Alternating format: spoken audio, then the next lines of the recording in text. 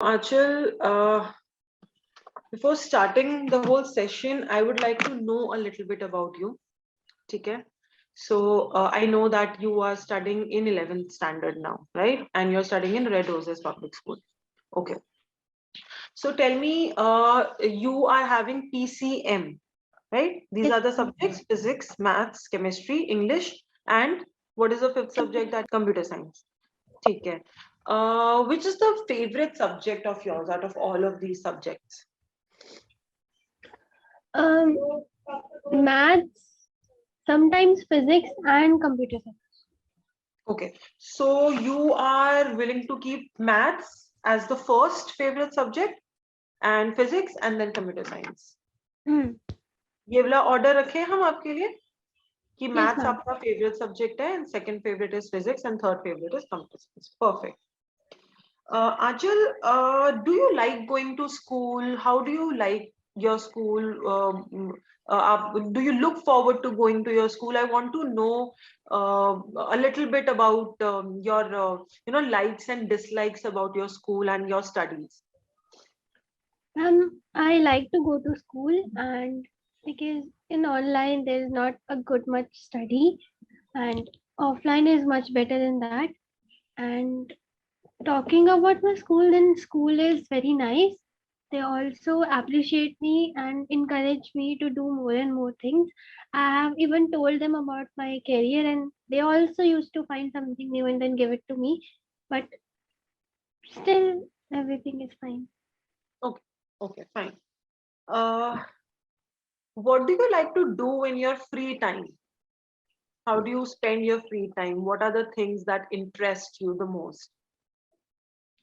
Um, Usually I used to Google those news that come, that something like Elon Musk is doing something, or what are the new things that ISRO is introducing, something like that, and sometimes badminton. That's Okay, all. great. So, how did you come across this particular field that you're interested in? You're interested in cosmology, right? So, at your age, not many students are even aware about it.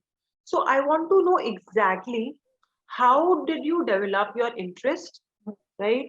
From where did you get to know about this particular field? So, क्योंकि before going ahead with all your questions, अगर मुझे आपका थोड़ा सा background पता होगा, I'll be able to help you better, right? Yes, ma'am. Yes. So, like, how did you develop interest in this particular area?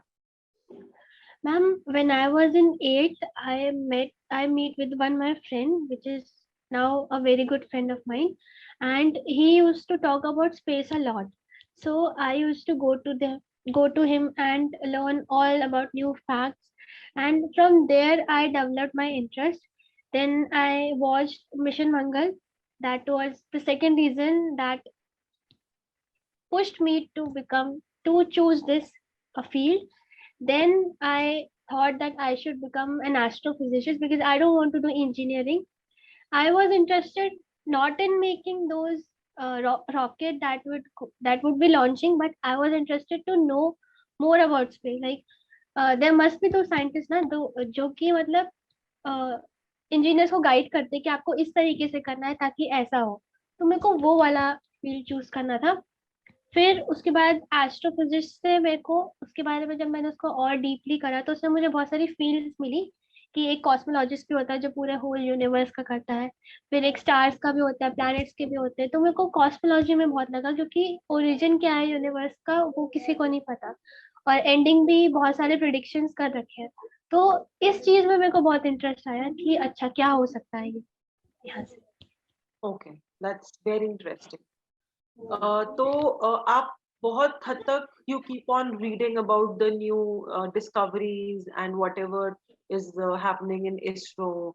So, I would like to know who is your inspiration. Like इतने सारे physicists हैं, cosmologists हैं. So, who inspires you the most? Ma'am right now Sorry? Elon Musk. Okay, okay, okay. Elon Musk. Great. ठीक है. Um, all right. So, if you are quite clear about the area that you want to work upon and the field that you have chosen for yourself, you have a pretty clear picture in your mind that this is the area you want to go into, right? Is there any other field also जो आपको इससे related, जैसे अभी आपने बोला astrophysics का भी एक ऑप्शन है, कॉस्मोलॉजिस्ट का भी एक ऑप्शन है, एस्ट्रोनॉमर्स भी होते हैं, सो इन ये जो सब रिलेटेड फील्ड्स हैं, इनमें भी आपका माइंड बिल्कुल क्लियर है कि आपने कॉस्मोलॉजिस्ट ही बनना है, सो हम सिर्फ उसी चीज पे ही फोकस करेंगे? यू आर हाँ absolutely ma'am, clear about that, cosmologist ही आपने परस्यू करना है आगे future? Great. So first thing, I would actually appreciate you that at such a tender age आप already ready हैं अपने career को लेके, you're already prepared, you already know where you want to go. तो जब हमें इतने initial stage पे mind mapping हो जाती है हमारे पास, when we are clear about our goal, it's actually easier for us to follow the path to achieve the goal. Right तो अगर आपका गोल ऑलरेडी क्लियर है, आई वुड से कि half the work is already done. अब बात ये आती है कि अब हम बात करेंगे स्पेसिफिक कॉस्मोलॉजी की ही लाइन में, ठीक है? Okay so ma'am. आपको क्या क्या जानना है? Do you want to discuss everything from the scratch? That's what I am assuming. हाँ यस मैम. ठीक है, तो हम स्टार्ट करते हैं बिल्कुल बेसिक से. देखो, सबसे पहले कॉस्मोलॉजी होता क्या है वो आपको ऑलरेडी पता है, मैं जस्ट इन अ नटशेल थोड़ा सा बताना चाहूंगी. As you already said, cosmology is studying about the origin, evolution and then even the ending, how it is going to end in the future. ठीक है, तो ये चीजें हमने स्टडी करनी है as a cosmologist, which is a branch of astronomy. हम ये बात समझते हैं? It is a branch of astronomy, right? So astronomy, which is studying about the various celestial bodies, earth, moon, stars, उनके बारे में study करते हैं, लेकिन cosmology is a branch of it, just specifically universe का origin, evolution और end से ही related, right? So we are clear about this. क्या आपको ये पता है कि cosmology के different branches होते हैं? Are you aware about that? So I would like to put a little light on those things as well. Acha, do you have a pen and a paper in your hand? Yes ma'am. ठीक है, so you can keep noting all the important points that we are going to discuss, right? तो जब हम cosmology की बात करते हैं तो एक कॉस्मोलॉजी आती है रिलीजियस कॉस्मोलॉजी. ठीक है, सो रिलीजियस कॉस्मोलॉजी में क्या है, आपको पता है कि हम जितने भी हमारे रिलीजन्स हैं उन सबके पीछे ना कुछ थ्योरीज हैं, हाउ द वर्ल्ड स्टार्टेड. ठीक है, जैसे कि हिंदुइज्म की अपनी कुछ बिलीव्स हैं, अपनी कुछ माइथोलॉजीज हैं, वैसे ही सब रिलीजन्स की अपनी माइथोलॉजीज हैं. अगर आप कॉस्मोलॉजी, रिलीजियस कॉस्मोलॉजी में जाते हैं तो you are going to study all about the cosmology या फिर origin and evolution from the point of view of mythology. आपके कल्चर में, आपके रिलीजन में, आपकी होली बुक्स में क्या कहा जाता है हमारे यूनिवर्स के बारे में. दूसरा कॉस्मोलॉजी का जो फील्ड आता है वो आता है फिजिकल, राइट? फिजिकल सिंपली उसमें हम कोई मैथोलॉजी से रिलेटेड नहीं है, बट एक्चुअल प्रैक्टिकल जो साइंस की जो थिंकिंग है, साइंस की जो बिलीव्स है, उसके अकॉर्डिंग ओरिजिन, एवोल्यूशन और एंड है, वो एस्पेक्ट रहता है. एंड तीसरा कॉस्मोलॉजी का जो फील्ड जो हम स्टडी करते हैं, तीसरा ऑप्शन होता है हमारे पास हिस्टोरिकल. हिस्टोरिकल बहुत ही आई वुड से थोड़ा सा स्कोप नैरो है उसका, क्योंकि हिस्टोरिकल में हम बस ये स्टडी करते हैं what has already been discovered, right? Cosmology में अभी तक क्या क्या डिस्कवर हो चुका है वो करते हैं. तो ये थोड़ा सा लोग कम ही प्रेफर करते हैं, क्योंकि जो हो चुका है, इवन दो वी अगर मैं आपको सच बताऊं तो research is actually nothing but looking back into the facts and theories and उससे कुछ न्यू निकालना. बट कहीं ना कहीं इसका जो ओवरऑल स्कोप है वो लिमिटेड रह जाता है. तो जो सबसे ज्यादा कॉमनली लोग पढ़ते हैं कॉस्मोलॉजी में, जो सबसे मोस्टली प्रेफर्ड ब्रांच है, वो ब्रांच आपकी फिजिकल वाली ब्रांच है. ठीक है, कुछ लोग माइथोलॉजी वाली साइड में भी जाते हैं, बट सबसे ज्यादा फिजिकल वाली ब्रांच है जिसमें लोग प्रेफर करते हैं. Okay, now I would like to know a little bit about your skills, because cosmology is not something I would say कि बहुत ही सीधा पाथ है उसका, right? Cosmology needs a lot of dedication. it needs a lot of hard work. ठीक है? So do you think that you can put a lot of dedication into cosmology? Yes, ma'am. Dedication से यहाँ पे मेरा मतलब है आपको दिन के कम से कम भी 15-16 घंटे काम करते रहना पड़ेगा. उस तरीके का एक एटमॉस्फेयर बनता है कॉस्मोलॉजी में. And cosmology is something where you might have to face failures, क्योंकि कॉस्मोलॉजी में साइंस का हम कोई भी फील्ड लेते हैं, अगर हम कोई भी किसी भी टाइप के साइंटिस्ट हम बनना चाहते हैं तो बहुत ट्रायल एंड एरर्स होते हैं. We do a lot of experimenting and then we might face failures and then point to point we keep on improving our experiments, and then finally we come to a conclusion, we come to a discovery which is accurate. So failures is a part of cosmology, so you need to be prepared for that. ठीक है? Yes, ma'am. Then next बात ये है कि जैसे आपने मुझे बताया that your favorite subjects are physics, maths and computer science. This is the best point जो आपने मुझे बताया, which I also felt कि हाँ ठीक है, अगर यही 3 subjects आपके preference है, then probably you are an accurate person to be a cosmologist. सबसे ज़्यादा focus आपका जो रहेगा वो रहेगा physics, right? Yes. I would say 90%. I would say 90% of cosmology is all about physics. ठीक है? So physics, how much would you rate yourself in physics on a scale of 1 to 5?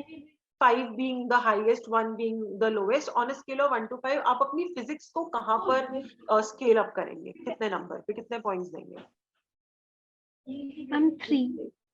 3. Okay. Maths को? 4.5. 4.5. ठीक है. Computer science? 4. 4. Great. देखो, maths में आपने बहुत अच्छा स्कोरिंग दिया. I am happy to know that. Computer science में भी आपने अच्छा दिया. But I would tell you here itself कि आपको अपने फिजिक्स पे वर्क करना पड़ेगा अगर आपको एक कॉस्मोलॉजिस्ट बनना है. ठीक है? इसके लिए मैं आपको बहुत सारी चीजें बताऊंगी व्हाट यू कैन डू. आपके स्कूल में ओलंपियाड्स एंड ऑल कंडक्ट होते हैं? Yes, ma'am. स्कूल लेवल पे होते हैं. एनटीएससी एंड ऑल आपने दिया होगा. हाँ, yes, ma'am. तरीके से और बहुत सारे ओलंपियाड्स होते हैं जो स्कूल लेवल पर शायद नहीं भी कंडक्ट होते हैं. ठीक है? बट अगर आपको अपना फिजिक्स और मैथ स्ट्रॉन्ग करना है, प्लस कंप्यूटर साइंस आपको स्ट्रॉन्ग करना है, आई वुड सजेस्ट यू कि आप अपने पर्सनल लेवल पे ओलंपियाड्स में इंटरेस्ट लेना स्टार्ट कर दें और पार्टिसिपेट करना स्टार्ट करें. ठीक है? This is the first thing that we are going to do at your level. अभी आप 11th में हैं. ठीक है? अभी जो हमें खुद को प्रिपेयर करना है, मैं आपको एग्जैक्ट पूरा फ्लो चार्ट बताऊंगी स्टेप बाय स्टेप. अभी मैं आपको ना माइनर चीजें बता रही हूँ जो which you should be aware about अगर आपको कॉस्मोलॉजिस्ट में इंटरेस्ट है आपको. Right? So first thing we have discussed, you need to be dedicated, you need to be hardworking, you need to be patient because you will have to face a lot of failures क्योंकि theories हम बार-बार revise करते हैं and all that. ठीक है? Then we have talked about your subject. तो physics में आपको बहुत वर्क करना पड़ेगा, केमिस्ट्री भी आपको वर्क करना है, लेकिन physics is the most important. तो वो आप कैसे कर सकते हैं? You can start participating in all the olympiad. अगर आप अपने लेवल पे रिसर्च कर पाओ, great. Otherwise we are here to help you out. I can share a list of olympiads that take place from month to month. तो आप उनमें participate करना स्टार्ट कर सकते हैं. वो हम आपको प्रोवाइड कर सकते हैं इफ यू रिक्वायर. अदरवाइज आप खुद से वो कर सकते हो सर्च. ठीक है?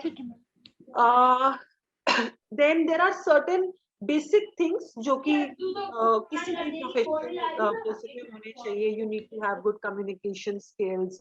You need to give you need to be alert about the details. Precision होना चाहिए. Minor things. You need to be alert about even the very minute things. तो हम उन सबको ये चीजें हमें करनी होती है एज अ कॉस्मोलॉजिस्ट. ये बेसिक स्किल्स हैं जो कॉस्मोलॉजिस्ट में हम चाहते हैं. ठीक है? अब मैं आ जाती हूँ इस बात पे जिसके लिए आप एक्चुअली यहाँ पर आए हो. That is the path that you want to follow or you have to follow in order to become a cosmologist. ठीक है? So मैं अभी आपको पॉइंट वाइज पॉइंट बता रही हूँ. उसके बाद हम हर एक पॉइंट पे डिस्कस करेंगे डिटेल्स. ठीक है?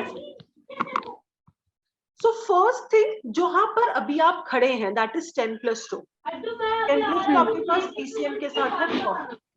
आपको जो ध्यान रखना है, मिनिमम परसेंटेज जो आपको स्कोर करनी है, ठीक है, वो है आपका 80%। ये मैं आपको मिनिमम कह रही हूँ। अगर आप खुद को एज क्वालिफाइड देखना चाहते हैं कि मैं आगे के एग्जाम्स दे सकूं, जो भी मैं आपको भी लिस्ट आउट करूं, ठीक है।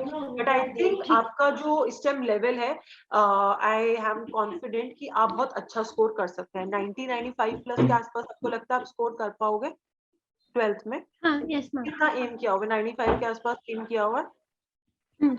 परफेक्ट। तो इस चीज में मुझे फिर कोई वरी करने की जरूरत ही नहीं। So meanwhile as you are in 11th now, आपके पास अब लगभग 1 से 1.5 साल का टाइम है। You need to start preparing for your JEE exams as well. आपने सुना तो पक्का होगा जे एग्जाम के बारे में, जॉइंट एंट्रेंस एग्जाम, जो सारे IITs में हमें देना होता है, ठीक है। सो अभी आप ये चीज लिख लीजिए साइमल्टेनियसली।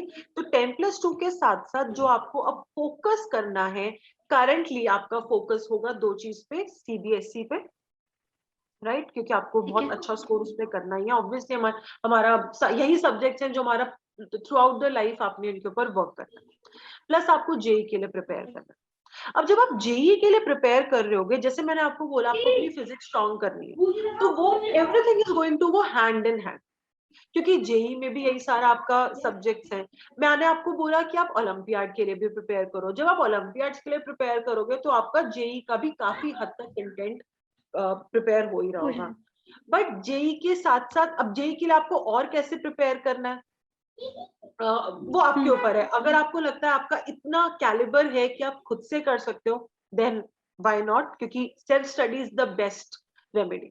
अदरवाइज हमारे पास कोचिंग के ऑप्शन। अभी आपने कोई कोचिंग स्टार्ट करी है JEE से रिलेटेड इस तरीके की? कोई अभी आपने नहीं करी? Then I would say now is the time, क्योंकि 11th आपकी almost it's just round the corner, खत्म हो जाएगी। आई थिंक 3 मंथ्स में, फरवरी या मैक्स टू मैक्स मार्च में it will be over.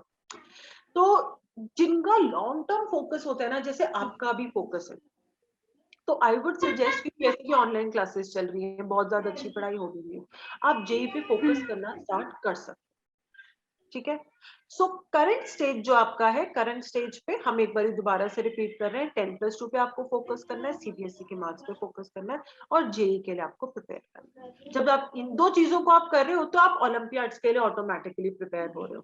The more you participate in such olympiads, the better you are getting ready for all the future competitive exams, चाहे वो JEE हो, चाहे वो आगे जितने भी और एग्जाम्स आएंगे, आप प्रिपेयर हो रहे हैं, ठीक है।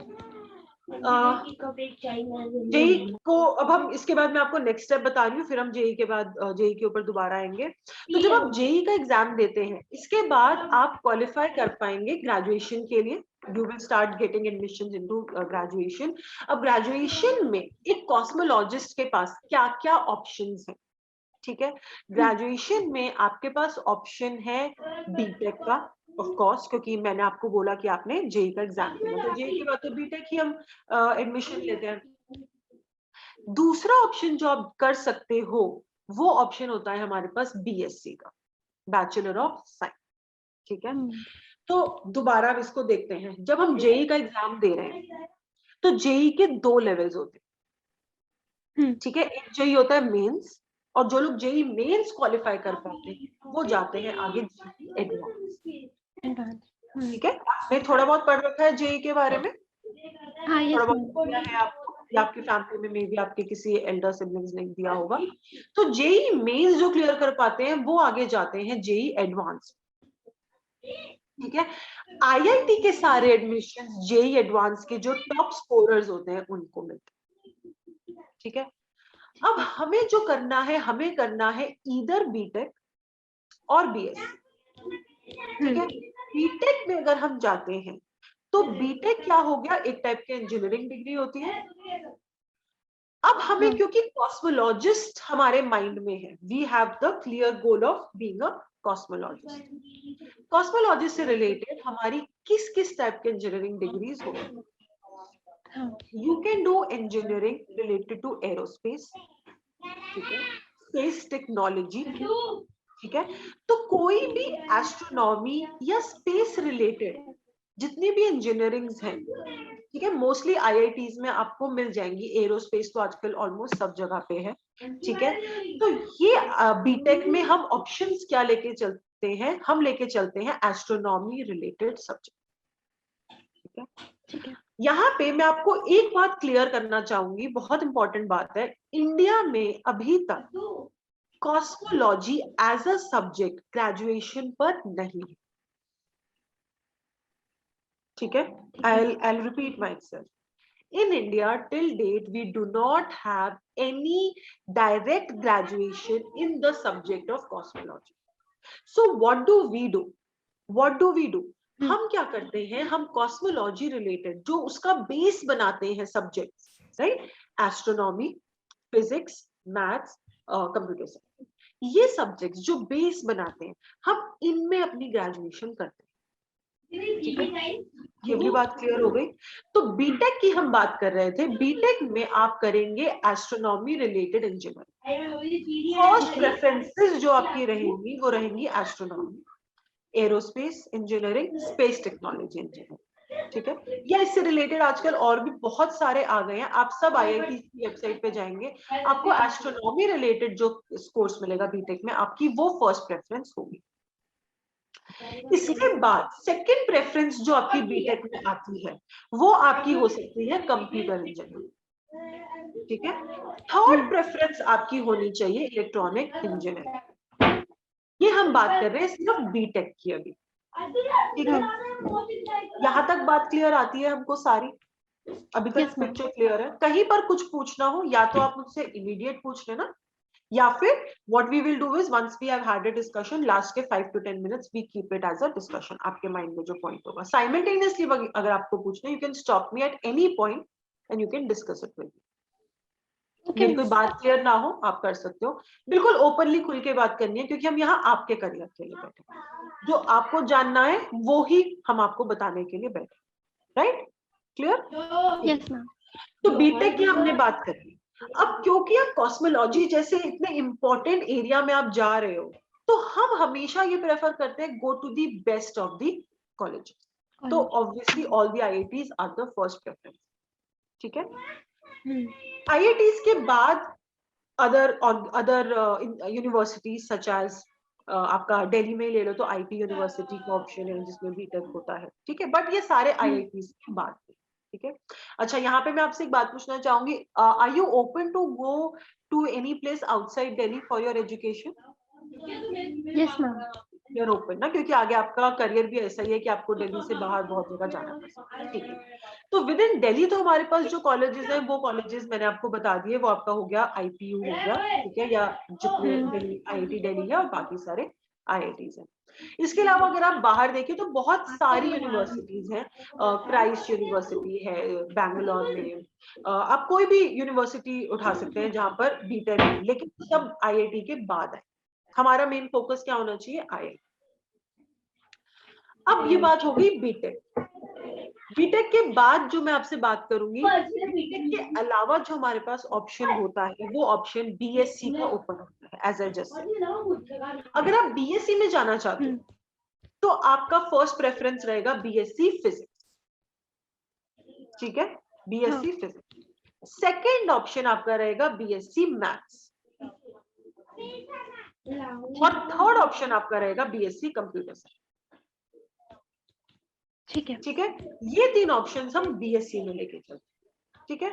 अब बीएससी कहाँ पर है, वो तो सारे डीयू के कॉलेजेस में आपका बीएससी के लिए एडमिशन ओपन है। डीयू की आप रैंकिंग लिस्ट देख सकते हैं, जो बेस्ट ऑफ कॉलेजेस हो, सबसे ऊपर के हंसराज हो गया, वेंकटेश्वर हो गया, स्टीफेंस हो गया, जो टॉप नॉच कॉलेजेस है, आपको उनको ही फोकस करना है, ठीक है। यहां तक हमारी बात होगी ग्रेजुएशन। अगर आप बीटेक में जाते हैं, वो आपका आईआईटी जेईई का जो एग्जाम होता है, वो एडवांस के बेसिस पे आपको आईआईटी में एडमिशन मिलेगा। आप आईआईटी के अलावा किसी भी और इंजीनियरिंग कॉलेज में जाते हैं तो वो आपको मेंस के बेसिस पर भी मिल सकता है। कॉलेजेस के लेवल्स होते हैं, A grade colleges, B grade colleges, सारे आईआईटीज को हम ए ग्रेड कॉलेजेस बोलते हैं, जो एडवांस के बेसिस पर ही एडमिशन देते हैं। आईपी के कॉलेजेस आपको मेंस के बेसिस पर एडमिशन दे देते हैं, ठीक है। तो अगर बाय चांस एडवांस में रिजल्ट अच्छा नहीं आता हमारे पास, तो हम मेंस के बेसिस पे किसी और इंजीनियरिंग कॉलेज में एडमिशन ले सकते हैं। या फिर अगर आपको लगे कि नहीं मैं डीयू में चली जाती हूँ, तो बेस्ट ऑफ बेस्ट कॉलेजेस जो डीयू के हैं आप उनमें एडमिशन ले सकते हैं। ठीक है, हम कॉलेजेस की बात बाद में कर सकते हैं, probably in the next session, क्योंकि अभी मैं आपको एक बार पूरा फ्लो चार्ट बता दूं। ठीक है, तो ये बात होगी हमारी ग्रेजुएशन। यहां तक कोई प्रॉब्लम? No ma'am. ठीक है, बीएससी में आपके पास फिजिकल साइंसेस का भी ऑप्शन होता है, आप फिजिकल साइंसेस का भी ऑप्शन ले सकते हैं। ठीक है, मैंने आपको बताया फिजिक्स, मैथ्स, कंप्यूटर साइंस और एक फिजिकल साइंस, आप ये भी नोट कर सकते हैं। लेकिन फर्स्ट प्रेफरेंस आपकी हमेशा फिजिक्स या फिर physical science, and then maths and then computer science, ये आपका होना चाहिए focus. Are we clear up to here? अब हमने कर लिया है Yes, ma'am, graduate. but just one thing. हाँ बोलो। मैम, एक कॉस्मोलॉजिस्ट, मतलब कॉस्मोलॉजिस्ट तो उस तरह का पढ़ाई करते हैं ना, तो उन्हें बीटेक करने का भी जरूरत होता देखो, आप एज ए सेड कि कॉस्मोलॉजिस्ट में ना ग्रेजुएशन एग्जैक्टली इस सब्जेक्ट में अभी तक इंडिया में नहीं। है। ठीक है, तो what do we do is, as I said, हम जो अपना बेस बनाते हैं वो हम बेस कौन से सब्जेक्ट पे बनाते हैं which are related to cosmology, and physics is 90% of your cosmology. ठीक है, हाँ। अब जब तक आप ग्रेजुएशन ही नहीं करेंगे आप आगे कैसे बढ़ेंगे? ठीक है, सो 12th के बाद जो फर्स्ट स्टेप है वो है हमारा ग्रेजुएशन। अब रही बात ये कि बीटेक करना है या बीएससी करना है, आप दोनों कर सकते हो, दोनों ही ऑप्शंस आपके लिए ओपन है। लेकिन फायदा क्या होता है ना बीएससी और बीटेक में, जो बीएससी है वो एक नॉर्मल ग्रेजुएशन डिग्री है, नॉर्मल ग्रेजुएशन। आपके आसपास कोई है जो डीयू में पढ़ रहा हो कोई आपके फ्रेंड्स या कजन्स एंड ऑल, कोई है डीयू में? कोई नो नहीं है। मैम। देखो, डीयू का जो एटमॉस्फेयर है ना वो थोड़ा सा नॉर्मल है, it is not highly competitive. ठीक है, तो वहां पर जो बच्चे होते हैं ना वो पढ़ाई के साथ साथ they get involved into many other things which are not पढ़ाई related. In comparison to this, जब मैं बीटेक की बात करती हूँ ना, बीटेक इज हाईली मतलब ये थोड़ा प्रोफेशनल डिग्री हो जाती है। ठीक है, और क्योंकि आप एक बहुत ही ज्यादा highly prestigious and serious field में आप जाना चाहते हैं, तो जितना जल्दी आप खुद को प्रोफेशनलिज्म में अडेप्ट कर लेंगे उतना आसान होगा आपके लिए, पहली बात। और दूसरी बात, बीटेक वर्सेस बीएससी में, बीएससी एक जनरल ग्रेजुएशन होता है। जनरल ग्रेजुएशन मतलब आपको बहुत ज्यादा इन डेप्थ स्पेशलाइजेशन नहीं मिलती है। इवन तो आप करेंगे बीएससी ऑनर्स इन फिजिक्स, आप फिजिक्स के बारे में सब पढ़ेंगे, बट एक चीज होती है ना एक पर्टिकुलर एरिया में, जैसे फिजिक्स में आप मान लो आपका फेवरेट एरिया है ग्रेविटी, तो ग्रेविटी को लेके आप बिल्कुल उसके अंदर डीपली आपने पढ़ाई कर ली, वो चीज बीएससी में इतनी ज्यादा नहीं आ पाती है। इन कंपैरिजन टू दिस, जब हम बीटेक करते हैं तो जैसे आपने एरोस्पेस इंजीनियरिंग करी, तो आप एरोस्पेस के बारे में बहुत ज्यादा डिटेल में चले जाएंगे। अब एरोस्पेस इंजीनियरिंग आपको बीएससी में नहीं मिल सकती। ठीक है, तो इसीलिए हम क्या करते हैं, हमारे पास दो ऑप्शंस रहते हैं। अब कॉस्मोलॉजी तो एज अ ग्रेजुएशन हमारे पास है ही नहीं, या तो जिस सब्जेक्ट को मुझे थ्रू आउट द लाइफ पढ़ना है, या तो मैं उस सब्जेक्ट को स्ट्रॉन्ग कर लूं बीएससी फिजिक्स के थ्रू, या फिर जो काम मैंने लाइफ में आगे करना है, जैसे एरोस्पेस से रिलेटेड ही मेरा स्टडी होगा, मैं उस चीज को स्ट्रॉन्ग कर लूं एज अ प्रोफेशनल, मैं अपने एरिया ऑफ वर्क को स्ट्रॉन्ग कर लूं। तो ये एक हमारा अपना माइंडसेट है, आपका माइंडसेट विद टाइम ही थोड़ा डेवलप होगा कि मैं बीएससी में जाऊं, एक जनरल सब्जेक्ट नॉलेज गेन करूं, या मैं स्पेसिफिक स्पेशलाइजेशन प्रोफेशनलिज्म गेन करूं। जिन लोगों का बहुत ही क्लियर माइंडसेट होता है कि उन्होंने कॉस्मोलॉजी में या आगे जाके एस्ट्रोनॉमी में ही करियर बनाना है, वो लोग बीटेक प्रेफर करते हैं। जिन लोगों को थोड़ा सा डाउटफुल रहता है, that we are not yet very clear as to what we want to do, but हाँ समथिंग रिलेटेड टू साइंटिस्ट और may be something related to इस तरीके का हमने कुछ करना है but we are not clear, वो लोग जनरलाइज्ड पढ़ाई करते हैं जैसे कि बीएससी। ये वाली चीज, ठीक है। आप अपने आप को स्टार्टिंग से ही अगर इतना स्ट्रांग बना लेंगे, आप जेई के लिए प्रिपेयर करेंगे, आपका फिजिक्स मैथ स्ट्रांग हो जाएगा, तो आपका बेस ऑलरेडी स्ट्रांग है। आपको आगे आने वाले जो डिफिकल्ट हडल्स हैं, जो बहुत सारे आपको क्रॉस करने हैं, आप ना, आपकी पर्सनालिटी इस तरीके से डेवलप हो जाएगी, आपकी नॉलेज इस तरीके से डेवलप हो जाएगी that you will be used to doing so much of hard work and studying. आपका एक पर्सनालिटी इस तरीके से डेवलप हो जाएगा, आपको पता होगा कि यार मुझे ये चीज पढ़नी है, ये मुझे ऐसे पढ़नी है, इतनी डेप्थ में पढ़नी है। ठीक है, तो इसलिए आपके पास बीटेक का ऑप्शन है एंड जो ज्यादा प्रेफरेबल है। लेकिन अगर आपका बाय चांस मान लो आईआईटी जेईई आपका बहुत अच्छा नहीं आता, अनफॉर्चुनेटली किसी भी रीजन से हो जाता है, जैसे आजकल तो वैसे कोरोना की वजह से बहुत सारे लाइफ में हम सबके डिस्टर्बेंसेस हैं, बहुत कुछ अनफोर्सीन हो रहा है जिसके लिए हम प्रिपेयर नहीं थे। तो बाय चांस अगर हमें लगता है अच्छा स्कोर नहीं आ पा रहा, तो आप अपने सीबीएसई के बोर्ड्स पे मेहनत कर रहे हो, you are going to score well, आप अपने मेरिट के बेसिस पे बीएससी में एडमिशन ले सकते हैं। फर्स्ट प्रेफरेंस फिजिक्स या फिर physical sciences, second preference maths, third preference computer. तो ये हमने काम करना है ग्रेजुएशन। ठीक है, ठीक है। अब ग्रेजुएशन के बाद नेक्स्ट स्टेप हमारा आता है मास्टर्स। ठीक है, तो अगर आपने बीएससी किया है तो आप बीएससी के बाद एमएससी कर सकते हो, अगर आपने बीटेक किया है तो बीटेक के बाद आप एमटेक कर सकते हो। परफेक्ट। अच्छा, अब हमारे पास एक और ऑप्शन होता है, many universities and institutes have started giving integrated BTech, MTech and PhD programs. ठीक है, बहुत सारे इंस्टीट्यूट्स हैं जो इंटीग्रेटेड प्रोग्राम देते हैं। इंटीग्रेटेड का क्या मतलब होता है? डुअल डिग्री, आप एक बार ही एडमिशन लेंगे, आपको 2 डिग्रीज मिलेंगी। सो होता क्या है, अब हम ग्रेजुएशन कर चुके हैं, हम एक लेवल क्रॉस कर चुके हैं, अब हमें जाना है मास्टर्स, और मास्टर्स के बाद हमें करनी है पीएचडी। ठीक है, एक कॉस्मोलॉजिस्ट को पीएचडी करना कंपलसरी है। ठीक है, अब या तो जिस यूनिवर्सिटी में आपने बीएससी किया वहीं से आगे आप एमएससी कर लीजिए, जिस यूनिवर्सिटी से आपने बीटेक किया वहीं पर आप एमटेक में एडमिशन ले लीजिए, या फिर अब हम जाएंगे स्पेसिफिक इंस्टीट्यूट्स की तरफ which are totally devoted towards astronomy and cosmology. ठीक है, अभी तक हम क्या कर रहे थे, हमने करी ग्रेजुएशन, हमने करी एक जनरल ग्रेजुएशन। क्यों? क्योंकि कॉस्मोलॉजी में तो ग्रेजुएशन ही नहीं होती है। Now we are moving towards specialization. अब आपने करना है मास्टर्स, इधर एमएससी या फिर एमटेक, और उसके बाद हमें करना है पीएचडी।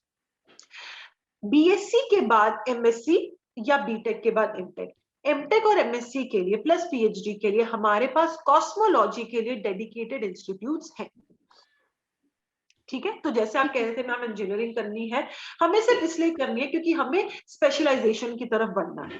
ठीक है, तो जब हम अपनी ग्रेजुएशन फुलफिल कर लेंगे, उस टाइम पे आप जब अपनी पढ़ाई कर रहे होंगे, you are going to find out your area of interest. क्या मतलब है मेरा इस बात से? अब आप जब आगे मास्टर्स में जाएंगे, आपको अपना एक एरिया फाइंड आउट करना है जिसमें आप आगे फ्यूचर में अपनी मास्टर्स की थीसिस, मास्टर्स की रिसर्च, आपको ये बात पता है, जब हम मास्टर्स में जाते हैं ना, हमें ना कुछ रिसर्च वर्क करना होता है, हमें कुछ अपनी थ्योरी बनानी होती है।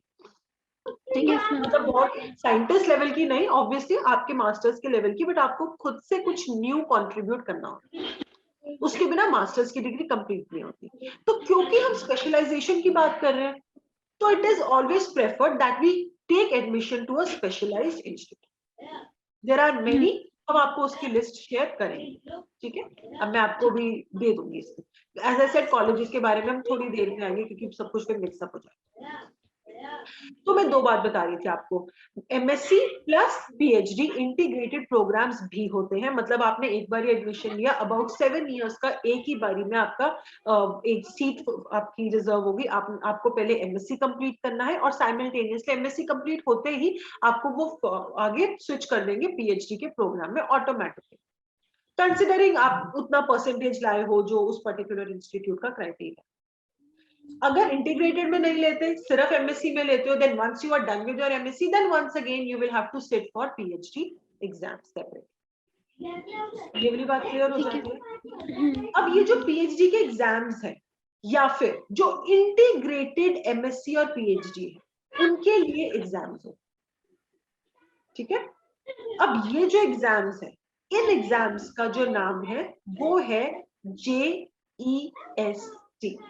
Joint engineering screening test.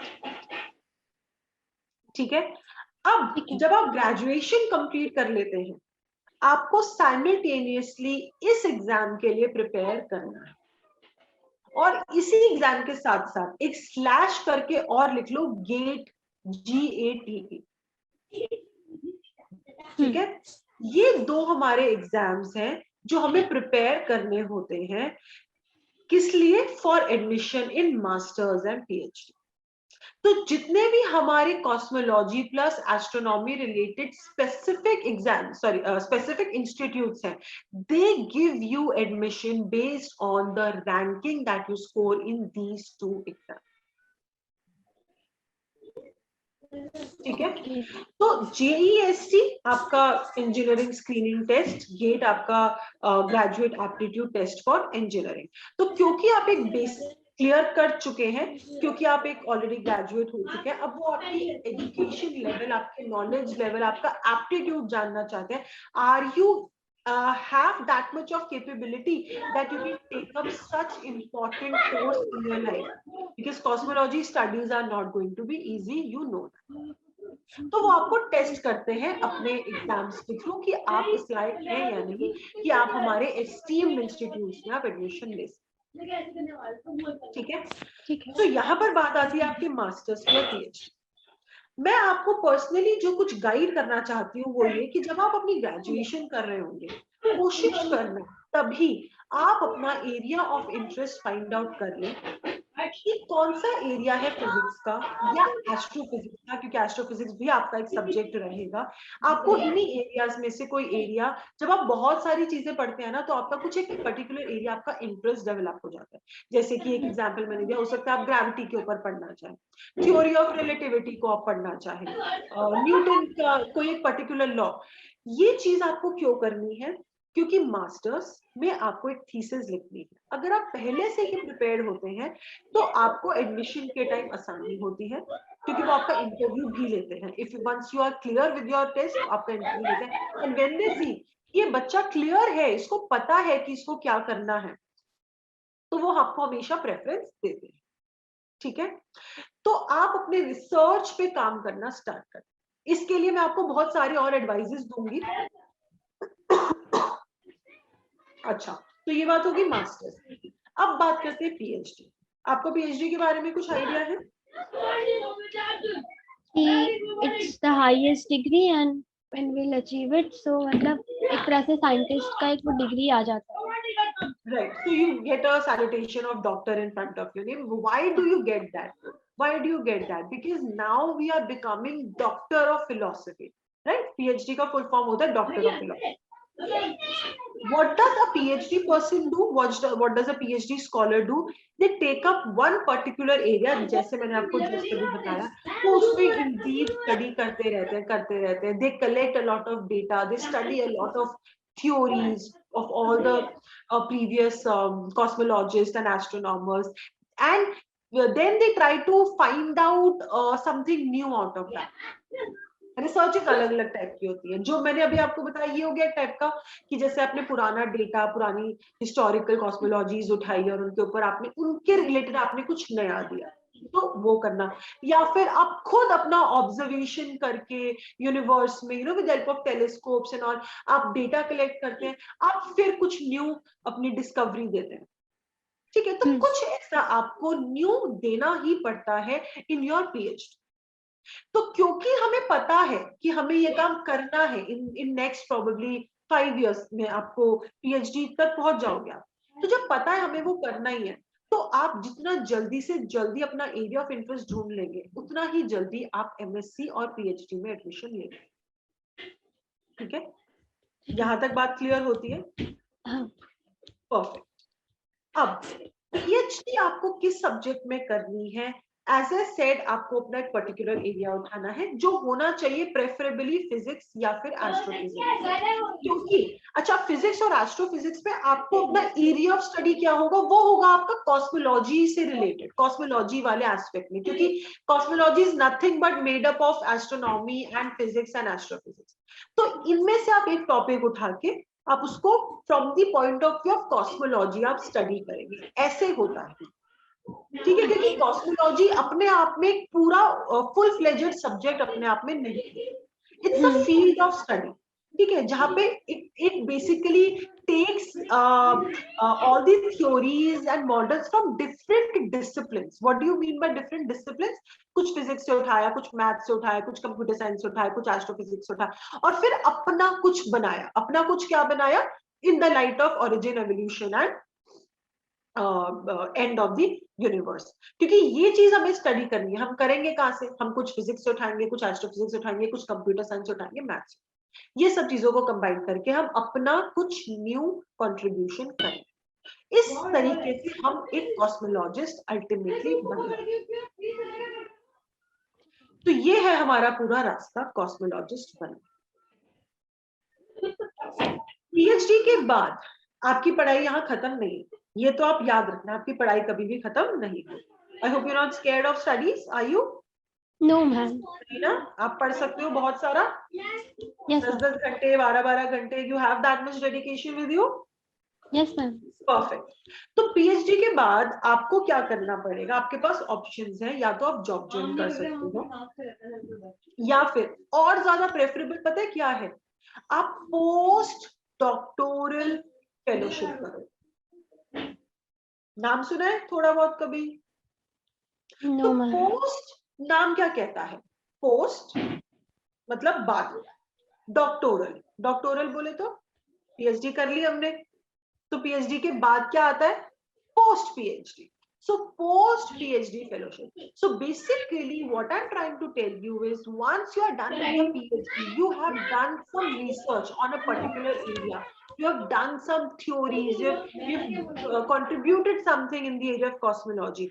You take that study further and you do some more research on it. So basically you are increasing the knowledge, you are increasing the contribution, right? You are increasing the theories जो आपने already कर लिया, आप उसको और बढ़ा रहे हो, आप उसको और in deeply study कर रहे हो, आप और ज्यादा contribution देना चाह रहे हो। ठीक है। सबसे ज्यादा जो जॉब्स अच्छे मिलने के चांसेस होते हैं वो पोस्ट डॉक्टोरल के बाद। लेकिन लेकिन अच्छा, अभी हम पहले ना स्कूल वाइज करते हैं, फिर मैं आपको एक बहुत इंपॉर्टेंट पॉइंट बताऊंगी। तो हमने क्या बोला, आप अपने नोट्स साथ साथ देखते जाओगे। 10+2 सीबीएसई एंड जेईई की preparation plus olympiads to make a good grip on your physics, maths and computer. Then we come to graduation, we have an option of BSc, we have an option of BTech. ठीक है, all related to astronomy, aerospace और related to physics, maths, computer. After that we start preparing for masters, right? And simultaneously what do?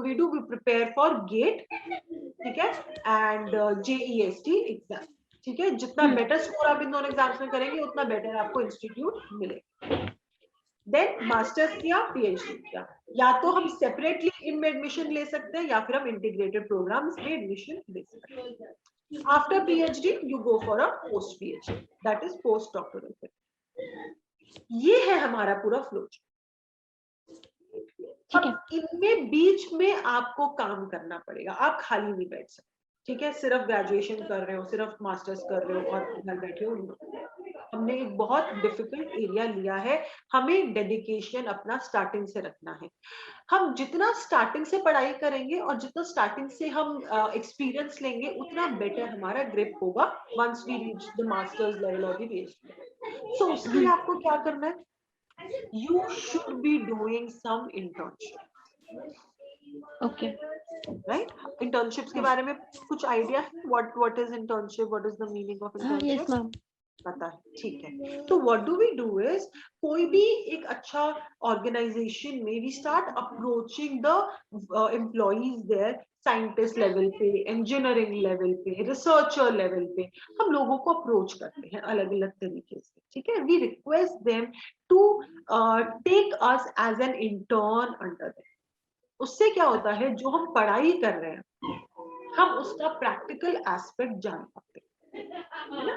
कि पढ़ तो मैं रही हूँ theory of relativity, लेकिन इसको हम अप्लाई कैसे करते हैं। एज अ कॉस्मोलॉजिस्ट मैं फ्यूचर में काम क्या करूंगी, मैं इस थ्योरी को पढ़ के, न्यूटन लॉ ऑफ थ्योरी को पढ़ के जो मैं अपनी थ्योरी बनाऊंगी, हम उसको अप्लाई कैसे करते हैं, हम एक्चुअली यूनिवर्स से डेटा कैसे कलेक्ट करते हैं, प्रैक्टिकलिटी आपको पता चलेगी।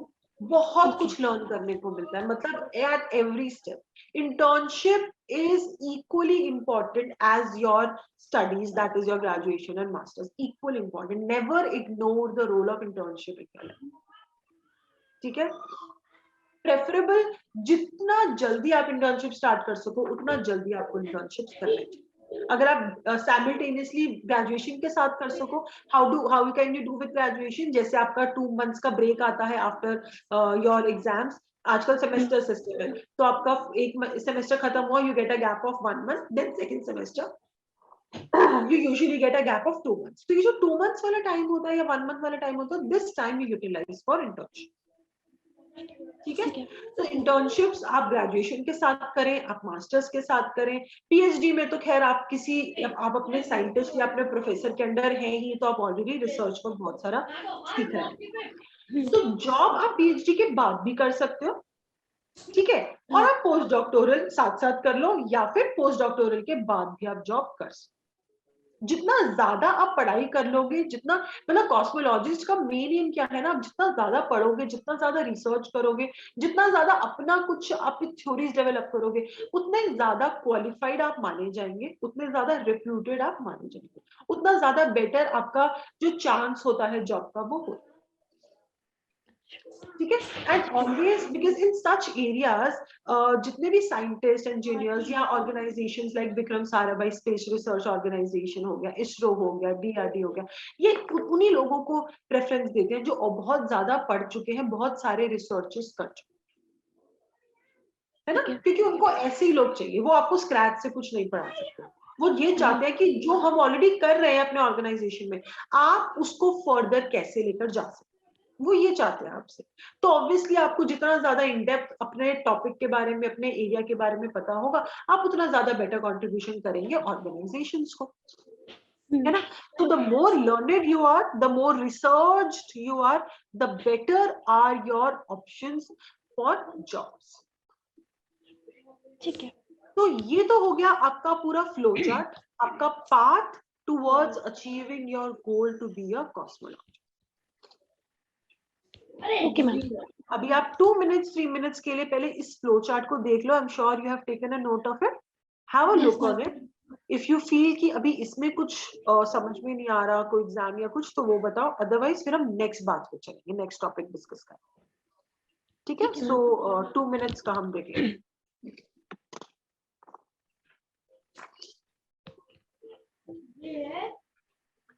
मैम मेरे को बस एक ही है कि ये जो इंटर्नशिप का था, ये मैं मतलब किसके अंदर ट्राई कर सकती हूँ अगर अभी करना हो तो?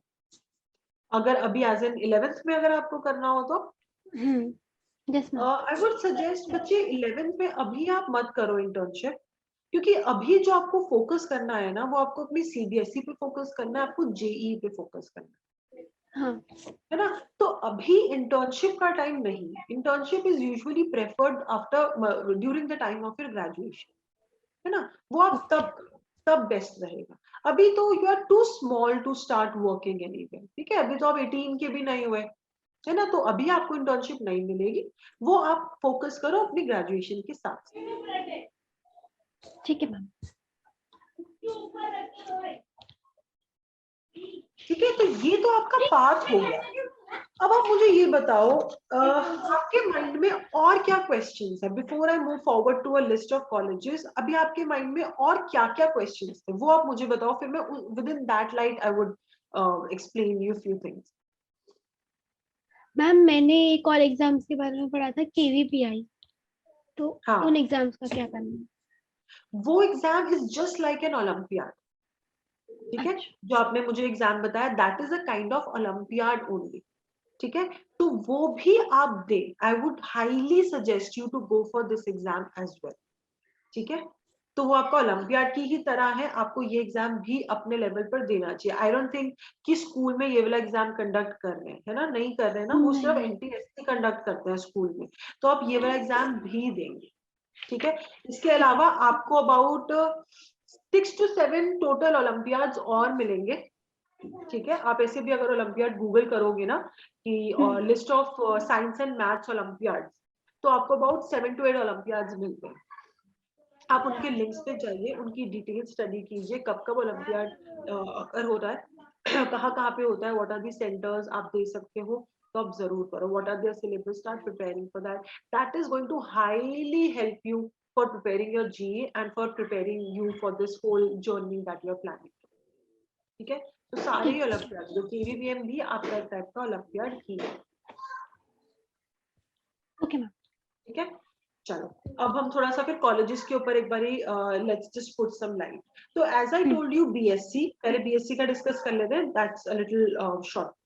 बीएससी बच्चे आपको डीयू में मिल जाएगा, और सारी जितनी भी सेंट्रल यूनिवर्सिटीज हैं और स्टेट यूनिवर्सिटीज हैं, हर स्टेट की आपको मिल जाएंगी। और हर स्टेट में जो सेंट्रल यूनिवर्सिटीज भी हैं, university of Madras, university of Kolkata, Jadavpur university, university of Mumbai, university of Rajasthan, Haryana, आपको इन सब में ही मिलेगा बीएससी। आप ठीक है। क्योंकि दिल्ली में हैं, तो मैं सजेस्ट करूंगी आप डीयू से ही कर लेना, अगर आप बीएससी की तरफ जाते हैं तो। Otherwise, ठीक है। University of Mumbai is also very prestigious. University of Madras is highly prestigious. आप इनमें से भी कोई भी चूज कर सकते हैं, ठीक है। लेकिन अगर बीएससी करना है तो I would always suggest you go to DU, ये मेरा पर्सनल सजेशन। अब बात करते हैं बीएससी सॉरी बीटेक की। तो बीटेक के लिए मैंने आपको बता दिया, based on your JEE advance आप आईआईटीज पे फोकस करें, IIT Bombay, IIT Kharagpur, IIT Delhi, जो आपके बेस्ट आईआईटीज जो है आप इन सब पे फोकस कर सकते हैं, आईआईटी कानपुर, आप इन सब पे फोकस कर सकते हैं। There are many other new IITs also that have open, Jammu में है, गुवाहाटी में, आप इनमें से भी किसी पे फोकस कर सकते हैं, शिलोंग में, सिक्किम में। मेरे हिसाब से प्रेफरेबल आईआईटीज ही हैं, to try not to go to IT university, IIT पे ही फोकस रखना, ठीक है। तो ये चीज हो गई है। देन अच्छा, अब हमने बात कर ली बीएससी और बीटेक की। Now there are certain highly prestigious institutes in India which have been set up solely for cosmology and other related, आपका एस्ट्रोनॉमी एंड एस्ट्रोफिजिक्स, ये दो तीन चीजें जो साथ साथ चलती है। तो ये जो इंस्टीट्यूट्स है, इनमें आपका जो हाईली रिकॉग्नाइज्ड इंस्टीट्यूट्स है, Tata institute of fundamental research, you can look towards this. Then there is Indian Institute of Astrophysics, ठीक है। this you can look into astrophysics, highly prestigious university institute for astrophysics and cosmology, this is in Bangalore. Then National Center for Radio Astrophysics, ये Tata institute का ही उसके ही under है, ठीक है, this is in Pune. देन पुणे में एक और है, inter university centre for astronomy and astrophysics, ठीक है, इसको हम शॉर्ट में IUCAA कहते हैं, this is again in Pune, ठीक है। ठीक है। अच्छा, then there is Aryabhatta research institute of observational sciences, ठीक है। ये आई थिंक नैनीताल में, उत्तराखंड में, हाँ। एरीज इसको शॉर्ट में कहते हैं। इन सब में ना बच्चे, प्रॉब्लम ये है कि भाई इन सब में सीधा मास्टर्स है, बिकॉज ये स्पेशलाइज्ड काम करते हैं। वो ये कहते हैं आप ग्रेजुएशन करके आओ, आप अपने सब्जेक्ट को स्ट्रॉन्ग करके आओ, फिर आप हमसे मास्टर्स और इंटीग्रेटेड पीएचडी ले जाओ, क्योंकि ये फोकस करना चाहते हैं सिर्फ उन लोगों पे जो बहुत ज्यादा सीरियस है कॉस्मोलॉजी को लेके, या एस्ट्रोफिजिक्स को लेके, या एस्ट्रोनॉमी को लेके, इसीलिए बैचलर्स ये लोग नहीं देते। They want to totally focus on those people जो highly dedicated हैं सिर्फ cosmology में. क्योंकि बहुत बारी क्या होता है ना, बहुत सारे बच्चों को ना नहीं पता होता कि उन्होंने कॉस्मोलॉजी लेनी है, एस्ट्रोनॉमी लेनी है, या हो सकता है वो बाद में स्विच करके किसी और लाइन में चले जाए. तो वो बच्चे अभी हम आपको स्पेसिफिकली कॉस्मोलॉजी पढ़ा दें, बाद में आप स्विच कर लो ना. तो इसीलिए हम लोग बैचलर्स को जनरलाइज रखते हैं थोड़ा सा. और मास्टर्स ऑनवर्ड्स, अगर आप किसी चीज में मास्टर्स कर रहे हो, means you now have a clear picture in your mind, you have a clear goal in your mind, what you want to do in your life specific. तो इसीलिए ये इंस्टीट्यूट आपको मास्टर्स एंड उसके बाद की जो है पीएचडी आपको प्रोवाइड करते हैं, या फिर पोस्ट डॉक्टोरल प्रोवाइड करते हैं. देयर इज वन इंस्टीट्यूट, इसका नाम नोट कर लीजिए, Indian institute of space science and technology. ये आपका त्रिवेंद्रम में है, ठीक है. इसमें ग्रेजुएशन है, अगर आप बीटेक एरोस्पेस में स्पेसिफिकली या कॉस्मोलॉजी एस्ट्रोफिजिक्स में स्पेसिफिकली आप करना चाहते हो, एरोस्पेस इंजीनियरिंग करना चाहते हो, तो यहाँ पर आपको बीटेक मिल जाएगा. Then there are many other institutes. I think आपने भी इन सब institutes के नाम सुने हुए होंगे. I'm sure आपने अगर थोड़ा बहुत study किया है तो. There is the Raman Research Institute in Bangalore.